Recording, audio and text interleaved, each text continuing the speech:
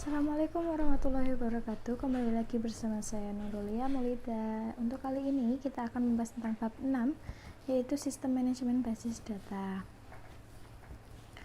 Organisasi data. Perusahaan menyimpan data dalam jumlah yang besar di sistem informasi berbasis komputernya karena perusahaan tersebut melakukan begitu banyak transaksi, sehingga agar dapat menggunakan data dan terhindar dari kekacauan, konsep data telah dipecah dan dikurangi menjadi konsep yang lebih kecil.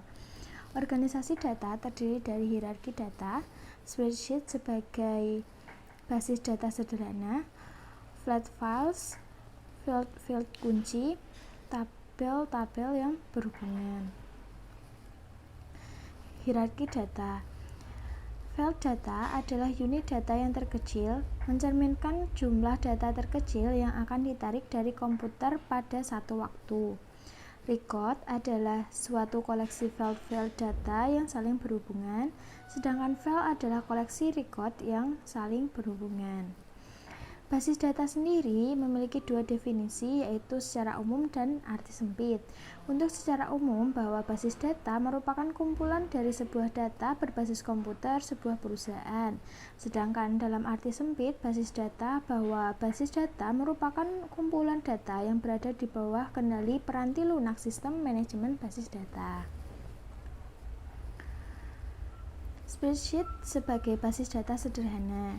Tabel yang berisi baris dan kolom dapat disajikan dalam suatu spreadsheet. Kolom-kolom dalam spreadsheet mencerminkan file data, sedangkan judul kolom berisi nama-nama file data dan baris-baris dalam tabel berisi nilai-nilai file. Untuk flat files atau file datar adalah suatu tabel yang tidak memiliki kolom yang berulang. Alasan dari sebuah tabel harus menjadi flat file adalah komputer membaca file data dari suatu record secara berurutan. Yang kedua, flat file memungkinkan struktur basis data relasional untuk dinormalisasi. Selanjutnya, file kunci. Kunci atau key yang berada di suatu tabel adalah satu file yang berisi satu nilai yang secara unik mengidentifikasi masing-masing record di dalam tabel. Sedangkan kandidat kunci merupakan sebuah file yang secara unik mengidentifikasi masing-masing baris tabel namun tidak dipilih menjadi kunci. Selanjutnya, sistem manajemen basis data atau DBMS merupakan suatu aplikasi peranti lunak yang menyimpan struktur basis data, data itu sendiri, hubungan di antara data dalam basis data, dan nama-nama formulir, jenis-jenis data, angka di belakang desimal, jumlah karakter, nilai-nilai default, dan seluruh uraian field lainnya. Untuk struktur basis data sendiri ada 3 jenis, yaitu yang pertama struktur basis data hierarkis, dibentuk oleh kelompok-kelompok data, subkelompok, dan beberapa subkelompok lagi. Untuk yang kedua, struktur basis data jaringan dikembangkan untuk memungkinkan penarikan record-record tertentu. Yang ketiga, struktur basis data relasional.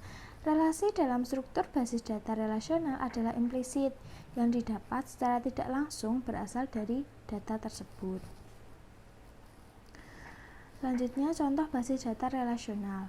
Basis data akan memecah informasi ke dalam beberapa tabel, lalu mengurangi pengulangan data dalam tabel, sehingga basis data akan meningkatkan konsistensi dan akurasi data. Basis data. Kode adalah suatu file teks di mana dapat memuat huruf, digit, maupun simbol. Sedangkan file kode adalah kunci untuk tabel sehingga tidak diperkenankan adanya nilai-nilai duplikasi. Konsep basis data. Konsep basis data atau database konsep merupakan integrasi logis record-record yang melintas berbagai lokasi fisik. Dua sasaran utama dari konsep basis data adalah untuk meminimalkan pengulangan data dan memperoleh independensi data. Selanjutnya, membuat basis data. Yang pertama, menentukan kebutuhan data. Data menggunakan Menentukan kebutuhan data dapat menggunakan dua pendekatan dasar, yaitu pendekatan berorientasi pada proses dan pemodelan perusahaan. Yang kedua, teknik pemodelan data. Teknik utama pemodelan data ada dua, yaitu pemodelan data secara diagram relasi entitas dan secara diagram kelas. Diagram relasi entitas atau Entity Relationship Diagram atau ERD berhubungan dengan data di dalam entitas dan hubungan antar entitas. Sedangkan diagram kelas atau class diagrams merupakan data yang digunakan dalam aplikasi dan tindakan-tindakan terkait dengan data dapat disajikan secara grafik. Untuk pendekatan dasar untuk menentukan kebutuhan data, pendekatan yang berorientasi pada proses atau proses oriented menentukan kebutuhan data, sehingga perusahaan akan melakukan langkah-langkah yang pertama, mendefinisikan masalah, yang kedua mengidentifikasi keputusan yang dibutuhkan, yang ketiga menjabarkan kebutuhan informasi, yang keempat menentukan pemrosesan yang dibutuhkan, yang kelima menentukan spesifikasi kebutuhan data. Pendekatan yang kedua, pemodelan perusahaan. Kekuatan pemodelan perusahaan adalah mengambil keuntungan dari sudut pandang sumber daya data perusahaan yang luas.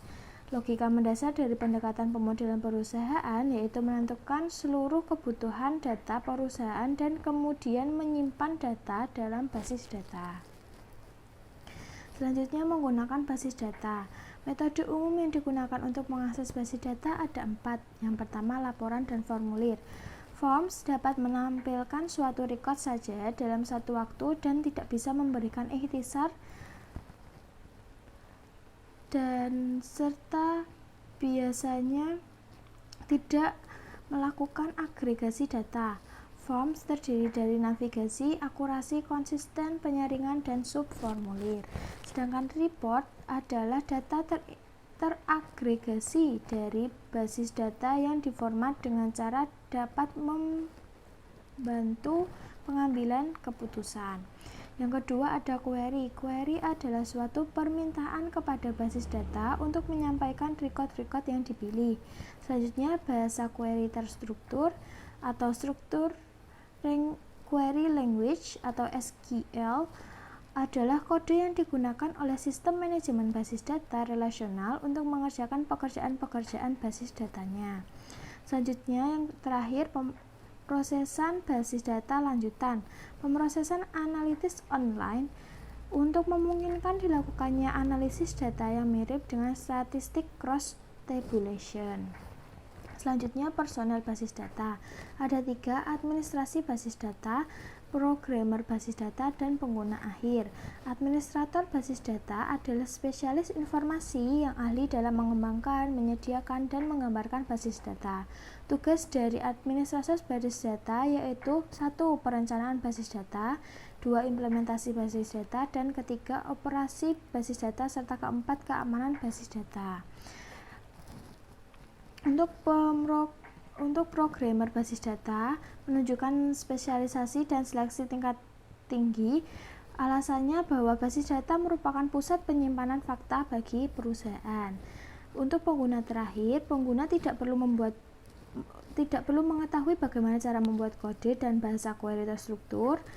Sistem manajemen basis data membuat asumsi mengenai apa yang diinginkan oleh pengguna pada saat mengklik melalui antarmuka perusahaan.